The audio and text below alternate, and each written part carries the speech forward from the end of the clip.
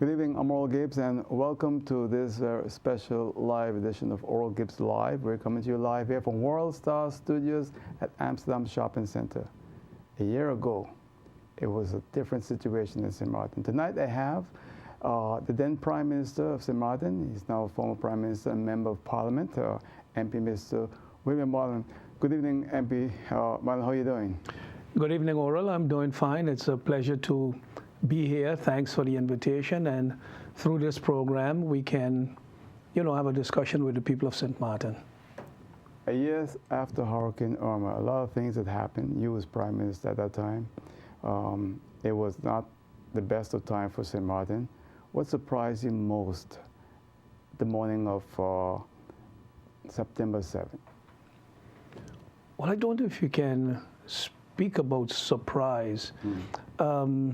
One of the things, though, that happened in 1995, right. For us who have been through that, 1995 is your most recent reference because that was, up till then, let's say, the most devastating hurricane.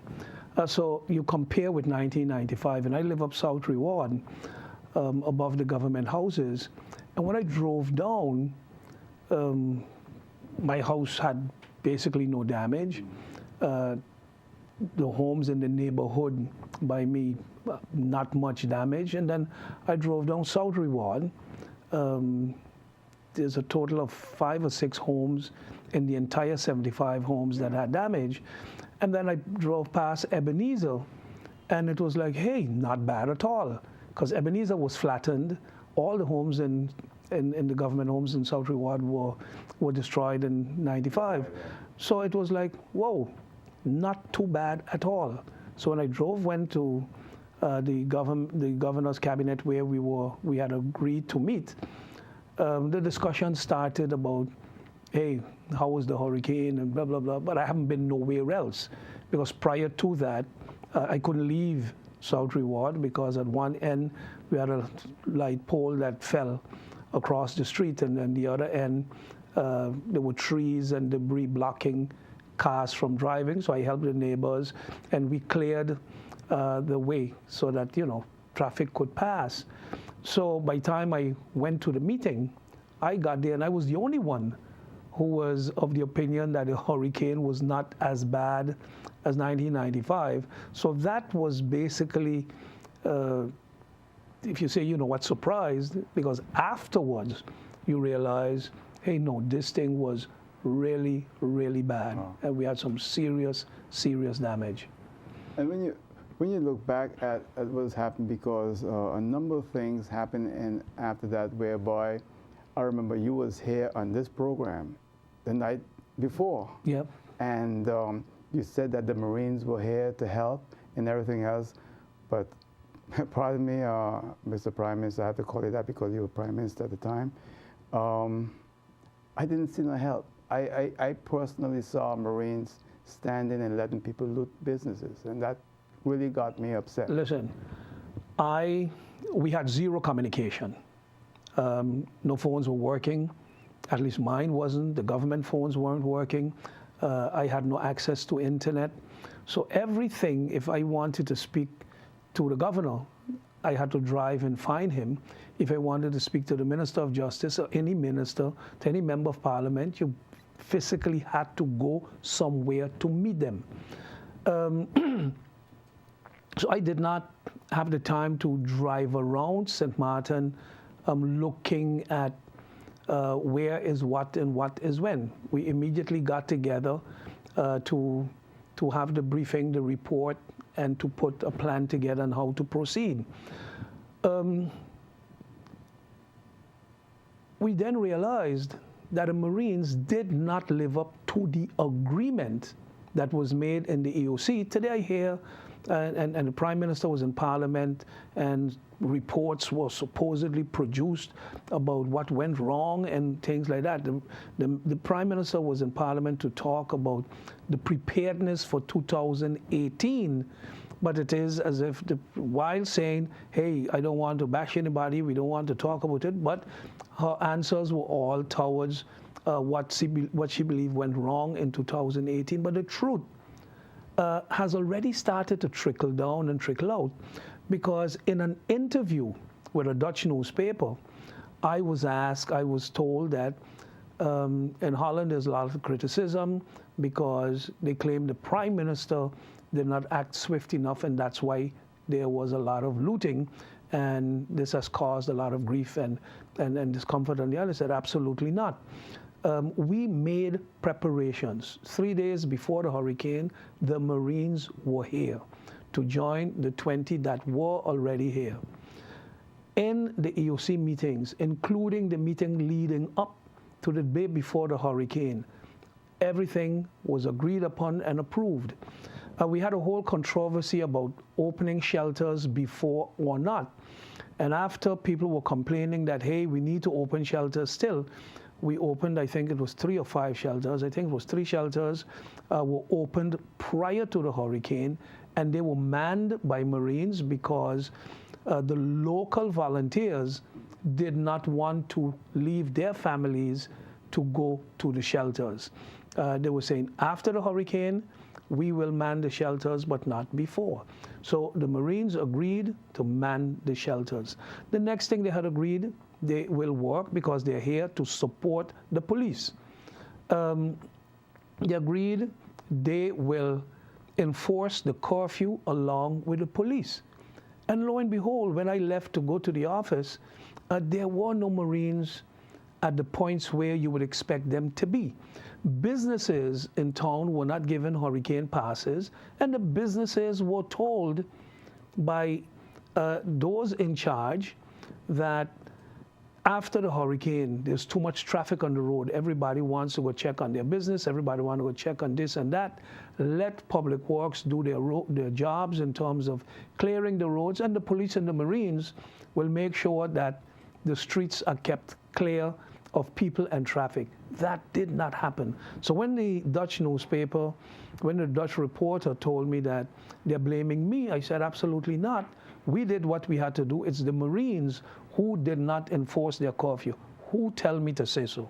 All hell break loose in Holland, and here I'm ungrateful, and the Marines were doing a great job. And then we had the notorious letter of MPTO Heiliger, written in Dutch, that was sent to the Dutch people and the Dutch government, thanking them and thanking the Marines, and throwing William Marlin under the bus because I'm the one who caused the looting. It took the Marines 9 months for them to come out and tell part of the truth. And the way they phrased it, they said they were overwhelmed by the hurricane. They did not expect something of such magnitude, and they were caught by surprise and didn't come out in time.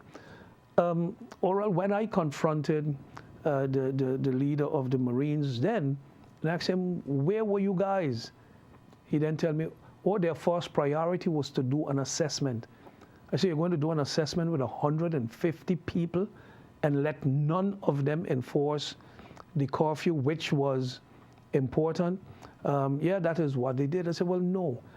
I am the one who went to the Marine base at the school in Cahill and then went to the police station. And when I didn't find the chief of police, he was not there at that time, I found Inspector Blueman, and I told him, if the Marines can't find the police and the police can't find the Marines, I will bring them together. I took him in my car to Cahill.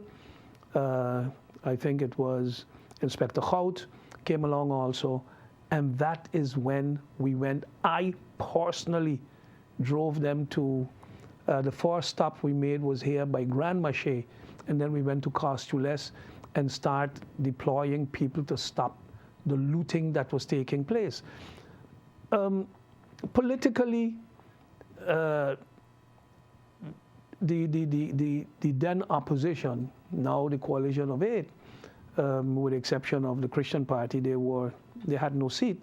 But the UP and the DP, they teamed up because they already had their plan to overthrow government, use the hurricane, and abused of the people of St. Martin.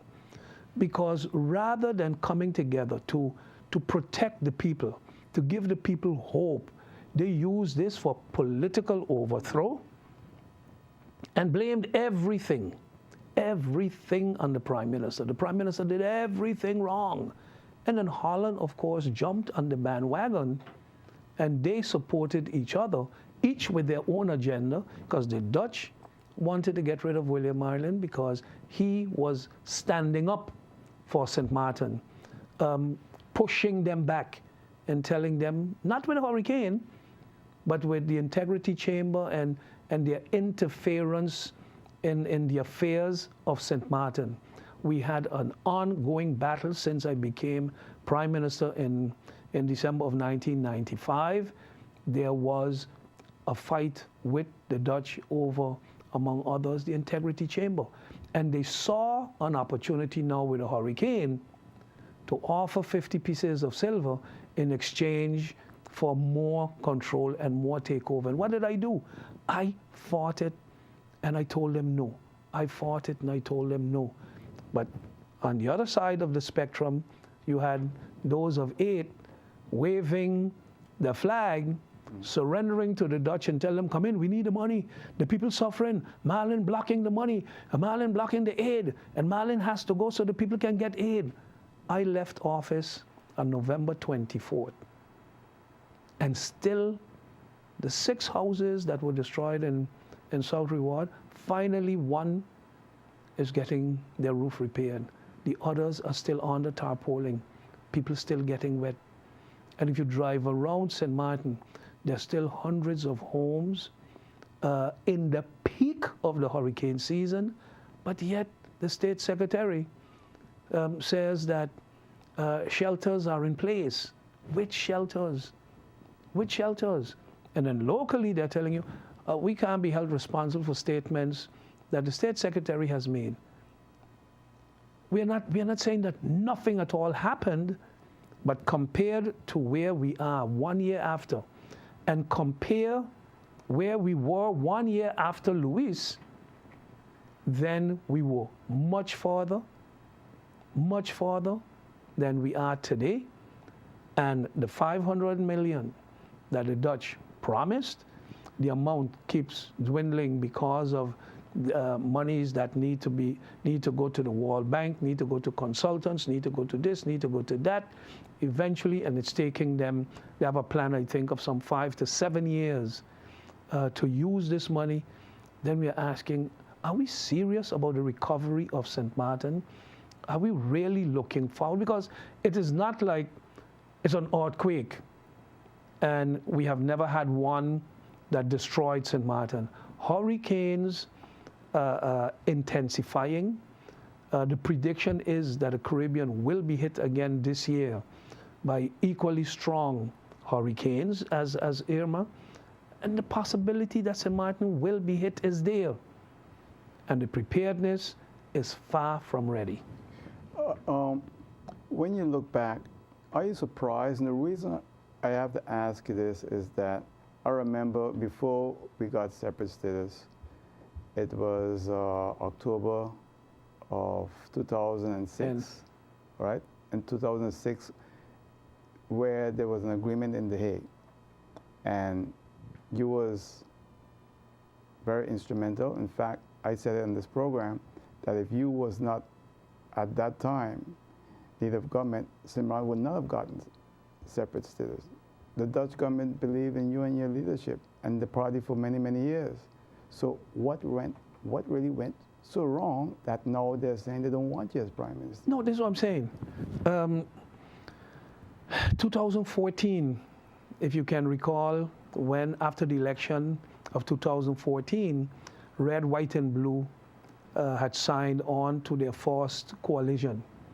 When The Hague learned of this, the headlines coming out of The Hague was, they're happy with the developments in St. Martin, that finally St. Martin is going to have a decent government and the people will benefit.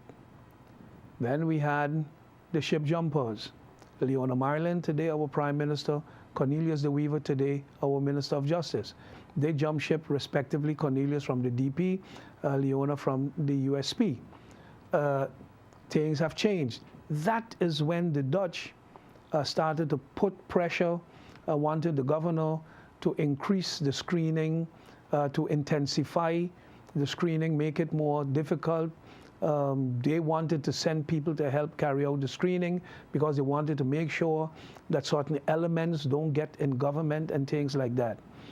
That is when also on the 24th of May, I think it was 2015, Dennis Richardson, then Minister of Justice and Deputy Prime Minister, signed the agreement to pave the way for the Integrity Chamber. From the very first day, I opposed it. I was always against, not that I'm against an integrity chamber as such, but I was against the Netherlands imposing it on us, and secondly, taking control of it. So they would appoint the people, they would appoint the majority of people in the board of it, they will appoint the secretariat of it, and it reports to The Hague. And I'm saying, no, this is our country. We have a very young country within the kingdom. You can't expect a people that got status of country and 5-6 years after, you expect them to be running everything smoothly and optimally. Their institutions are equal to yours. Everything is functioning at peak level. Curaçao, they owned the intellectual property of the Netherlands Antilles. All the institutions of the Netherlands Antilles stayed on Curaçao. All of the people who manned those institutions, all of the boards, all of the directors, all of the managing directors, all of them were in Curaçao, from Curaçao. So Curaçao could switch off the lights on 9th of October 2010 midnight as an island territory and switch it on as country because everything was there. The governor's palace, the governor's cabinet, the prime minister, everything they had, everything, all the institutions, the SZV, the central bank, all of it was seated on Curaçao. We did not. So to expect St. Martin to function optimally within 5 years, no. So we will make mistakes. We will make mistakes. Things will go wrong. And who have to fix it? Who has the responsibility to fix it? We. Because if we don't fix it, then we can't blame somebody else for criticizing us. But it is equally wrong to take over our responsibilities because in your opinion, it is not being done right, and this is the way we would have done it in The Hague. No. And I'm not trying to sugarcoat things and say, oh, we should let things slide. No. If it is wrong, it is wrong. But we need to man up, and the public would need to learn that you can't sell your vote for whatever it is. You can't sell your vote and then expect the politician, when getting government, is going to do the right things for the country because they already bought your vote and silence you. But it takes time for us to get there, and if we need help, we should be able to call on whether it's Curaçao, Aruba, or The Hague and say, hey guys, help me out here. But no, they want to take over. So from the very beginning, I opposed it. And when I became Prime Minister in December of 2015, my first meeting with Prime Minister Mark Rutte in The Hague went sour because he was only interested in one thing. I went to The Hague to officially make my rounds and introduce myself officially as Prime Minister. And what am I greeted with? So when that integrity chamber is coming? And I said, it's not a priority. It's not a priority for this government because the government was there for 9 months. You remember in 2015, the government was there for 9 months, and we would have elections. We had to balance a budget. We had no budget 2015. So we had to make sure there was a balanced budget for 2016. We had to clean up the financial mess. We cleared up the government building that was there 9 years, parked up without, I call it the largest pigeon coop in the world. We had the SZV payment backlog that had to be straightened up. We had the APS, the pension fund, that was owed a lot of money and nothing was in place to regulate that. So there was a lot of things we had to do. And I told the Dutch Prime Minister, no, these are our priorities. After the election and we returned to office, again, Minister Plasterk started off, and then you can recall it was January of 2016, I believe it was, or January of 2017, when it appeared in the newspaper that the Dutch appointed a quartermaster for the Integrity Chamber. My reaction was, you can't be serious. You have no authority to do that. So we forbid the civil servants from meeting with a Dutch quartermaster. That infuriated them, because I'm telling them, stay out of our business, stop meddling. Eventually they decide they're going to take it to the Kingdom Council of Ministers, where of course St. Martin will be outvoted. I flew to Holland, I attended the meeting, and I spoke there. They treated me like I was not even in the room. It was like, you speak, okay, what are we going to do? Approved. St. Martin will get an instruction. I said, wait, St. Martin will appeal your decision, and we did so before the Council of State. I flew again to Holland in July to represent St. Martin, to speak there in The Hague. On that occasion, it resulted in the Council of State saying, St. Martin, the previous government had agreed to an integrity chamber, and you don't have any objections, so I give you until October 31st to come with your integrity chamber. There will be no consultations or no agreements between the Dutch government or the Kingdom government and St. Martin, but there will be the civil servants can consult each other about the draft that you guys will make. And they did. But consulting don't mean that one has to impose upon the other. So where there were things that the Dutch civil servants, we thought their input was positive, our civil servants took over those recommendations where we thought, no, it's in conflict with what we want. We did not copy them. We did not take them. The board of the Integrity Chamber would have been appointed by 3 institutions. The Court of First Instance will appoint one, the Ombudsman will appoint the next one, and the Audit Chamber will appoint the 3rd one. That was unacceptable for the Dutch, because they can't trust our people. They can't trust our institutions. So that's a slap in the face of our people. If you can't trust the Court of First Instance, by the way, which is not manned by St. Martiners from Dutch Quarter, Middle Region, or Colby, okay? And if we can't trust our ombudsman to appoint somebody, we can't trust our audit chamber, then what are we saying about ourselves? So I stuck to my guns, and we submitted on the 1st of September, the week of the hurricane, or the week before the hurricane, we submitted the draft to the governor to submit to Parliament. Hurricane came, the Dutch knew of the draft, of course, and that's when they used that to go after Marlin very diplomatically, or very, very astutely, because here you had the local politicians were kicking up dust. If you can recall, the first meeting, MP Franklin Meyer said, we can't blame William Marlin. None of us could have been prepared for a hurricane like this. So I can't condemn the government. We can lend support wherever. And then it changed. And then it was like, get Marlin, get Marlin, get Marlin, get Marlin. They were strengthened by The Hague. And when the motion of no confidence came, then the Dutch, and the second one came. Immediately, the day we got the vote of no confidence, I submitted the resignation of the entire cabinet, including the Prime Minister, every one of us. I didn't do like Marcel Gomes did, stayed in office for a month fighting, and he going and he going to submit it, and he don't agree, and he's going to fight it. No, I submitted it in accordance with Article 33 of our Constitution. I did what I had to do. The governor accepted it and said, I take it into consideration, and the process to appoint a new government will begin.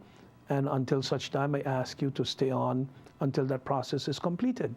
The 8 went back to Parliament again, another motion of no confidence.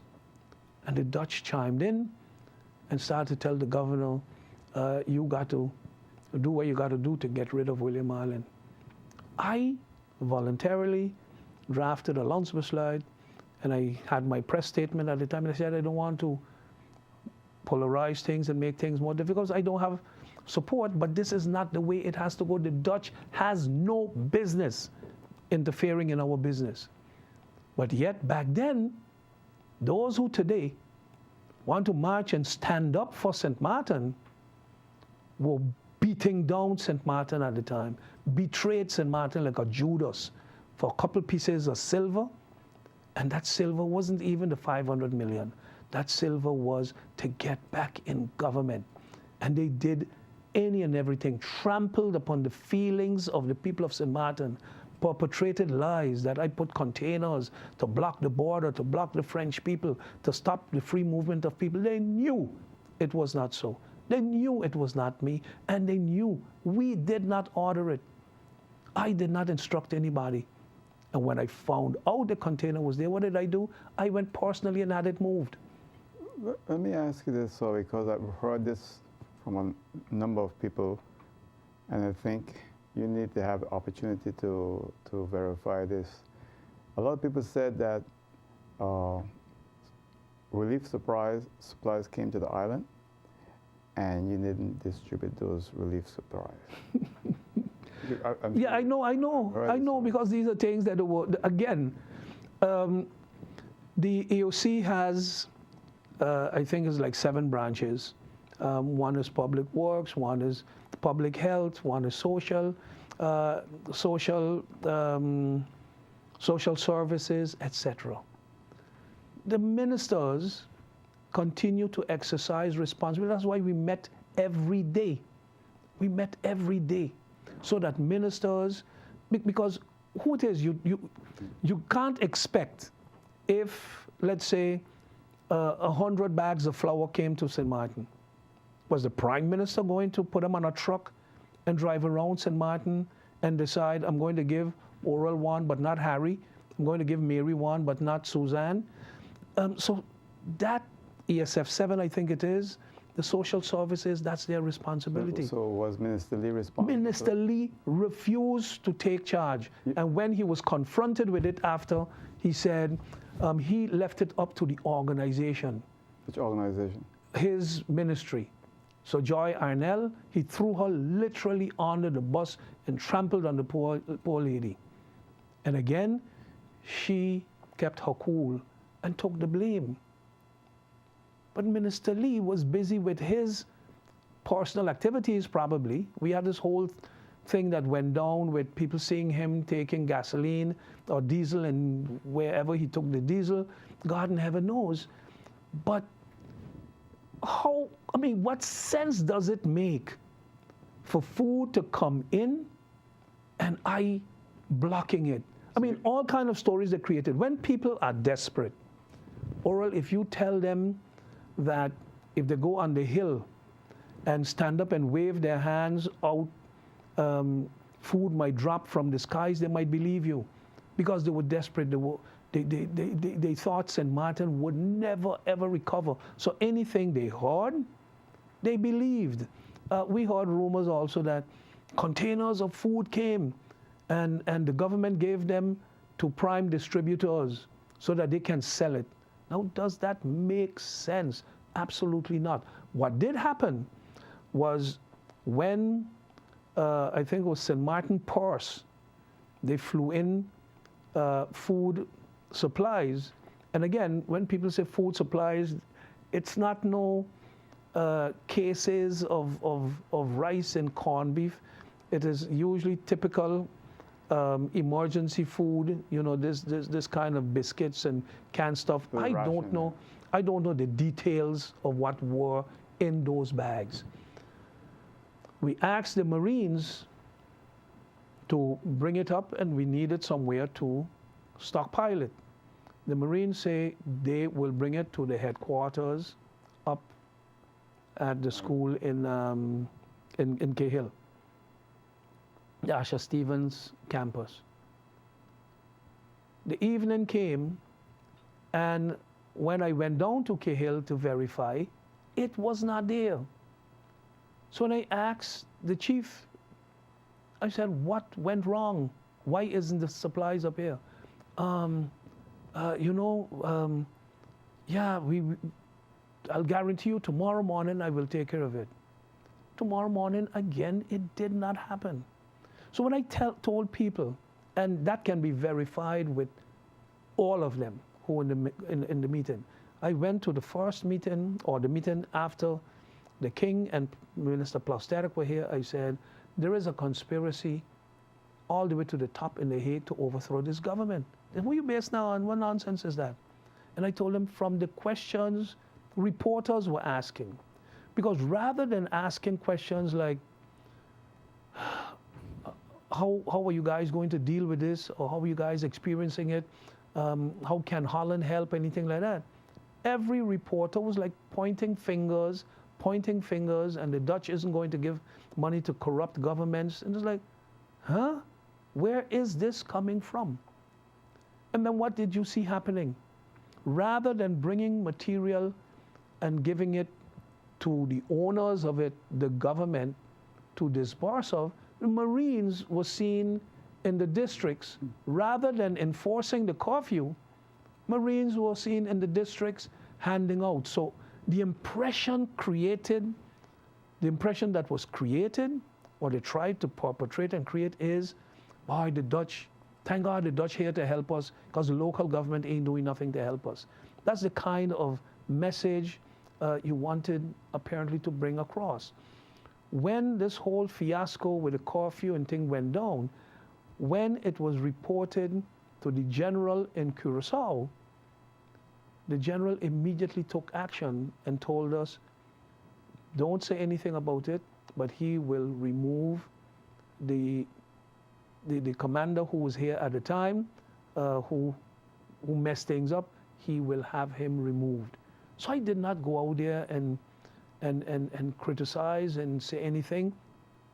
I kept the agreement. We didn't say anything, and a few days after, he was removed and replaced by another one who cooperated and worked well enough with us. But it was clear that there was a hidden agenda. And I've always said, there is an agenda, there was an agenda of the Dutch. What it is, or what it is exactly they want to do, I do not know at that time, but it was clear there was a Dutch agenda. And it is clear they wanted more control of St. Martin. They wanted more control. I have to go to a quick break and be right back, and also include your telephone calls. Please stay with us.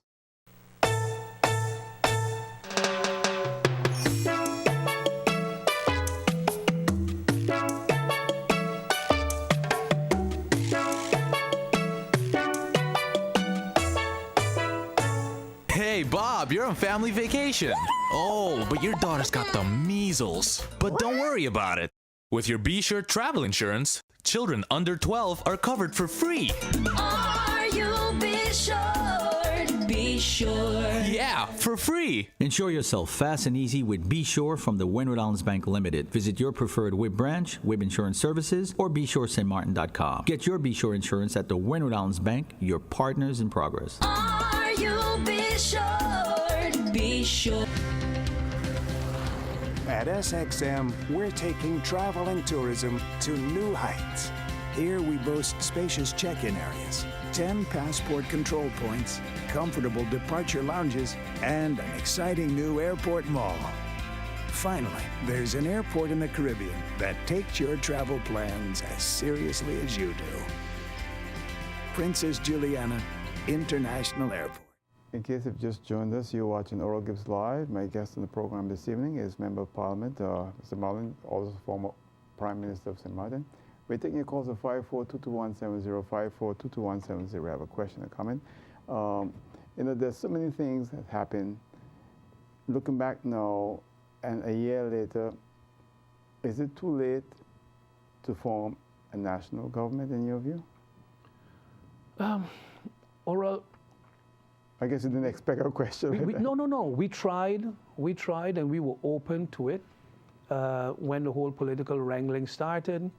And at that time, we met by the governor. The governor called us and said, guys, see if you cannot iron things out among you. I shouldn't be saying these things because meetings that we have with the governor are confidential. But we met. We left by the governor to go back to Parliament, and rather than continuing the discussions, because a meeting of Parliament was adjourned in order for us to caucus about a national government. And Sarah Westcott Williams said it was too late.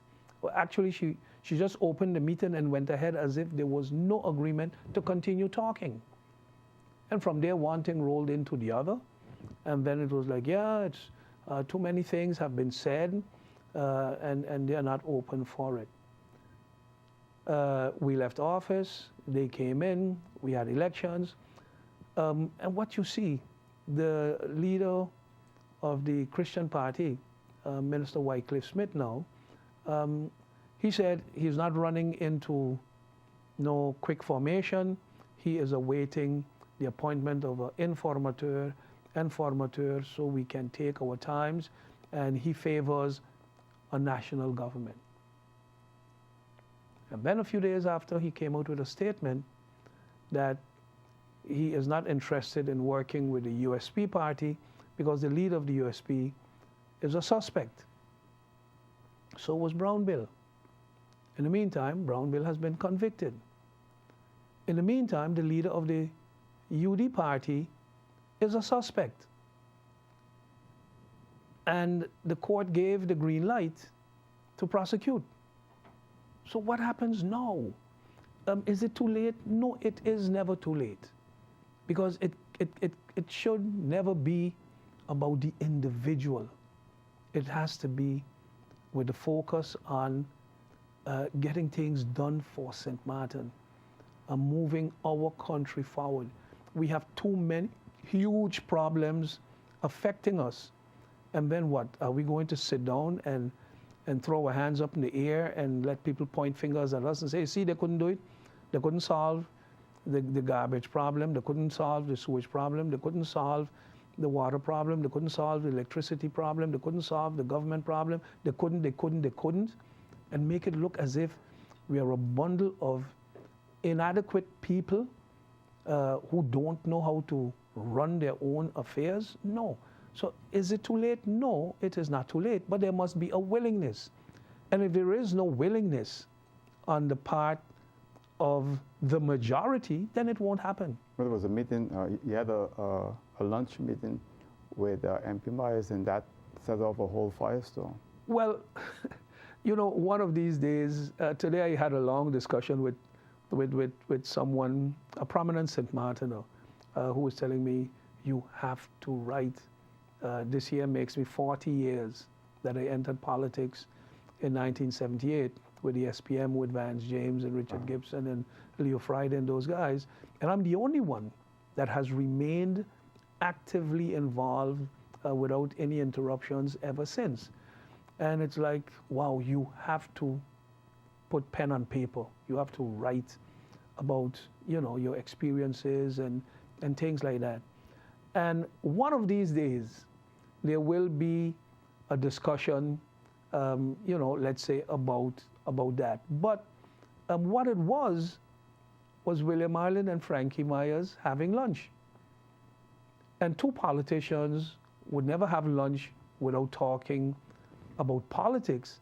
But I'll be honest with you and with the people of St. Martin, it was not a discussion about forming the government. Okay? But when, and it was not the first time that we had met, but when a discussion came up about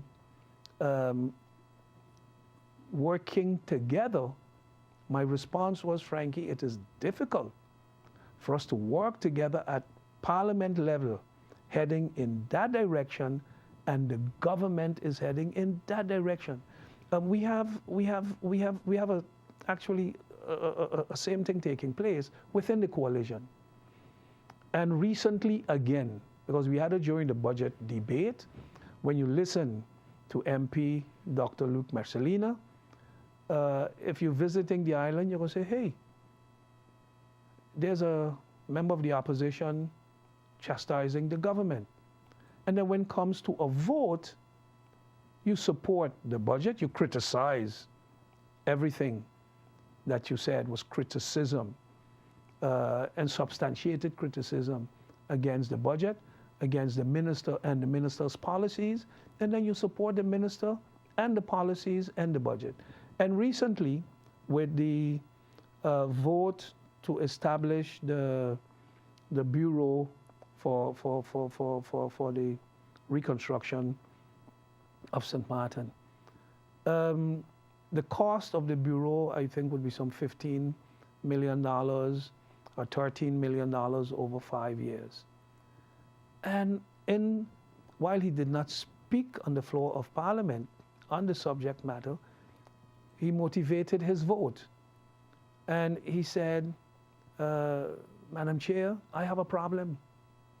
I have a problem that $13 million will be used to employ consultants and other people to man this bureau, while this money should actually go to the people of St. Martin. He said, I did a quick calculation, and with that money, we can build 170 homes. And I prefer to see 170 homes built than using that money to run an office. But, Madam Chair, I vote for. That is like, wait, so are you voting your conscience? Because you can't say, I'm against it, I don't agree with it, I am for the people, and this is not something that is clearly in the interest of the people, but I'll support it. Why? Because you're a member of the coalition? And my point to MP Franklin Myers was, if we want to work together in Parliament in trying to accomplish certain things, it can't be that Parliament is saying we should be heading south, but the government you're supporting is hell-bent going north. You're supporting them going north, but want you and I to have discussions about going south. That does not make much sense. So if they do call tomorrow and ask the National Alliance if they want to be part of a national government, your party leader will... William Marlin stepped down as leader of the party and spokesman for the party. The leader is Ms. Sylvania Jacobs. But I'm sure her answer would be the same thing. If there is a serious call in national government or to broaden the base of government, because the National Alliance never refused to not be in the coalition. But when the talks were being held, clearly the negotiations were not negotiations between parties. The Christian Party and the UD basically came out and showed that they have a government, and then the formateur talking by himself with the leader of the National Alliance, making certain offers. It's agreed upon that education would come to the National Alliance, and then he says, but the pastor wants education. Without a discussion between all the leaders, and then it's like, yeah, I'm willing to give it to you, but they want it. And then again, you throw out another proposal, and when they agree, you again go and you change it. So then the position of the leader of the party was, no, you guys aren't serious. You guys aren't serious. So if there is a serious effort, yes, I'm sure the National Alliance would say, for the love of St. Martin, let's do it. Okay, we're going to go to a break. We're going to be right back. Please stay with us.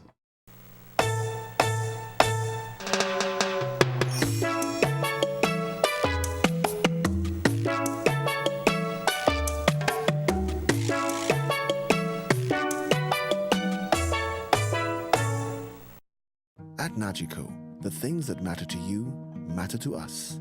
Like knowing you're fully covered after an accident, the security of your home and everything in it that means so much to you.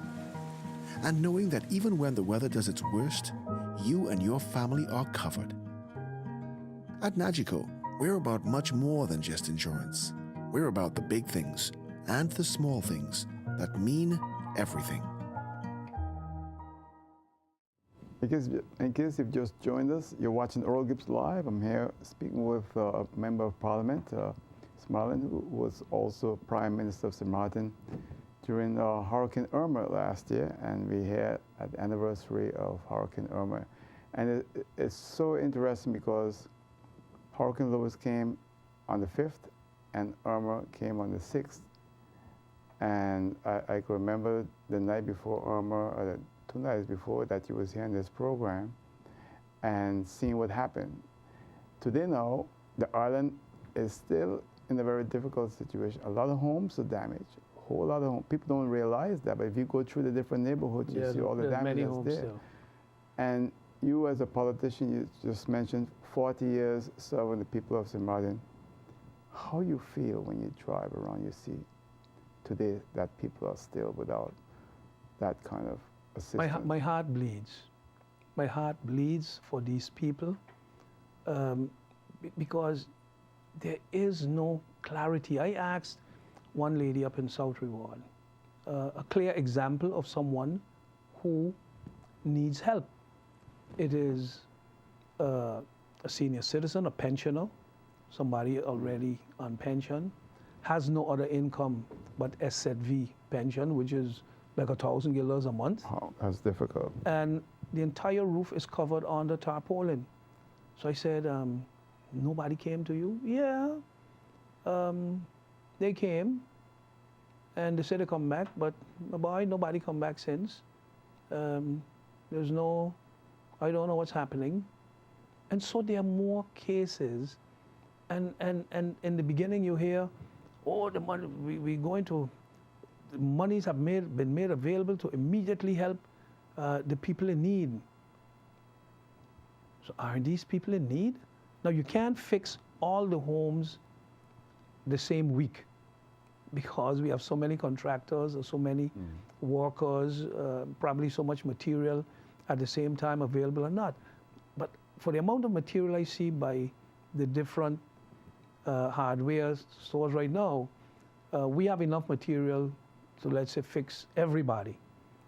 But the decisions are simply not being taken because the disbursement of the money and the manner it's being done and the conditions and all of this is hampering. Now, I'm not saying that they should have written a check and give it to St. Martin and let St. Martin go and let's just squander the money, which I don't see why that should have happened or would have happened.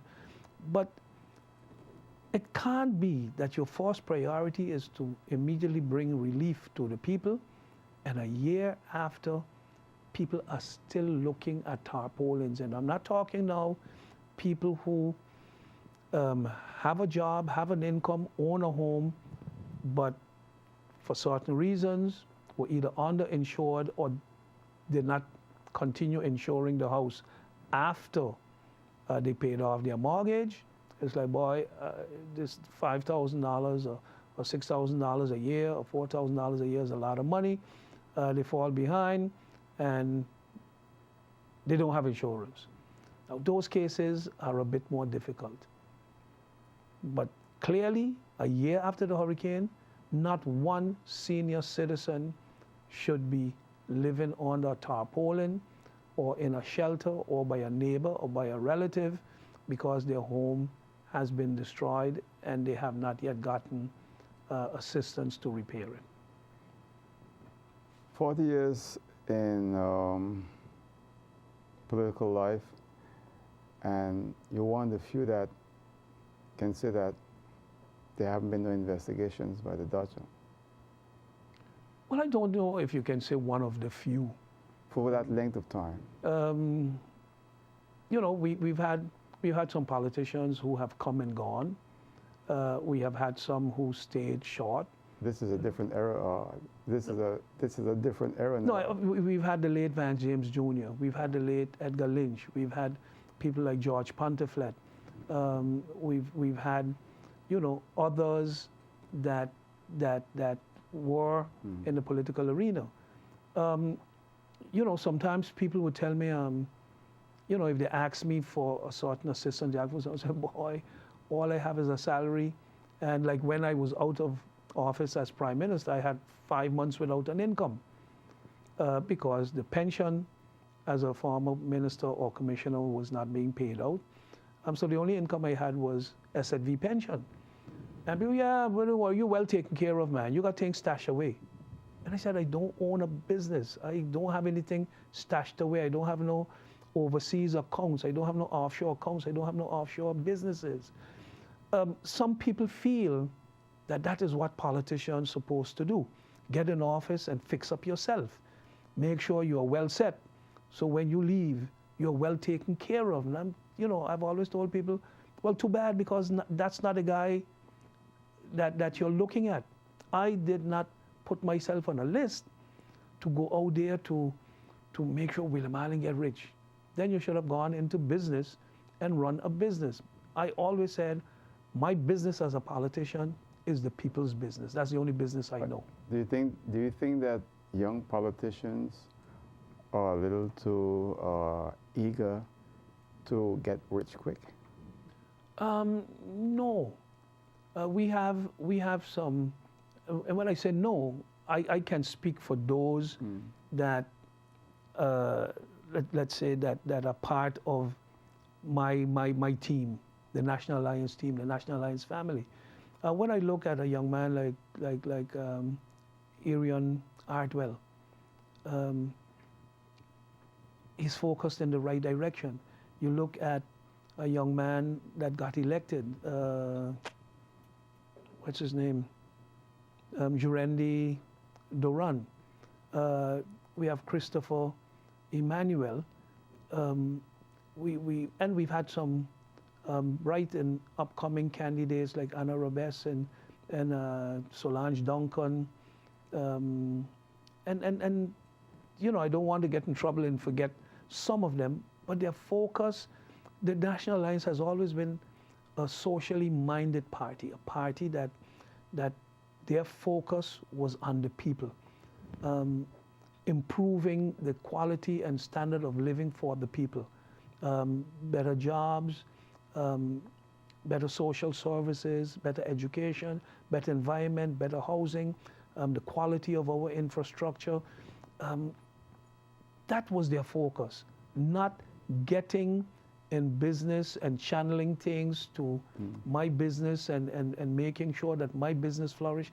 That has never been the focus of the people in the National Alliance. Yeah, I was speaking to a guy the other day, and he was telling me that you're one of the few politicians who pick up the phone and call him. And he felt that was so important because he said the other politicians never call him. And I can't say here tonight too much because then people will figure out who it is.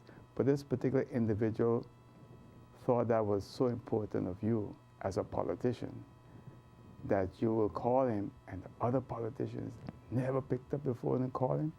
But there were times when they had to be in touch with him, they'll have someone else contact, but they never called you the only one. I know who you're talking about. Aurel, one of the things that some people would say, yeah, you're always on the phone because you don't want to talk to people. I don't think I'm always on the phone, one. But one thing I do, I tell people I have the same number, one number, for more than 10 years. My number is public because the government pays for my phone. If I want a private number, then I will go by either UTS or TLM and get a number, let's say, that the public doesn't know. My phone is public. I have missed calls on my phone. Because if somebody called me now, I can't answer the phone. But what I do, I always return calls. Always call back people. Sometimes it might take a few days because you have meetings, you are busy. But I believe as a public servant, you have to speak to people. I met a young Haitian gentleman. I've never seen the man before in my life. This guy claims to be living in St. Martin for over 24 years.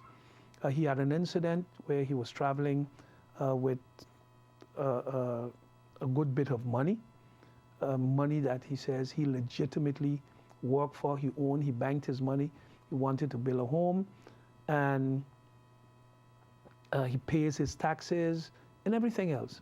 The Border Control and Immigration took the money because he did not declare it.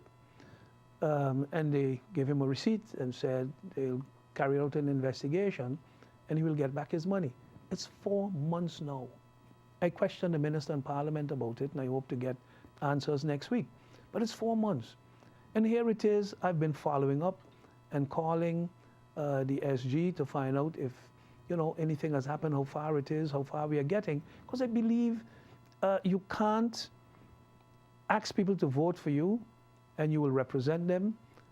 And because you're not the minister now, you're not going to represent them, or because you're the prime minister, you won't accept people visiting your office or calling you or sending you a message. I have hundreds of people on WhatsApp. There was a time that my WhatsApp was backed up for weeks or certain messages for months. Now I have more time and I'm quite up to date with it. I got only 40 seconds. It's all yours to say in closing.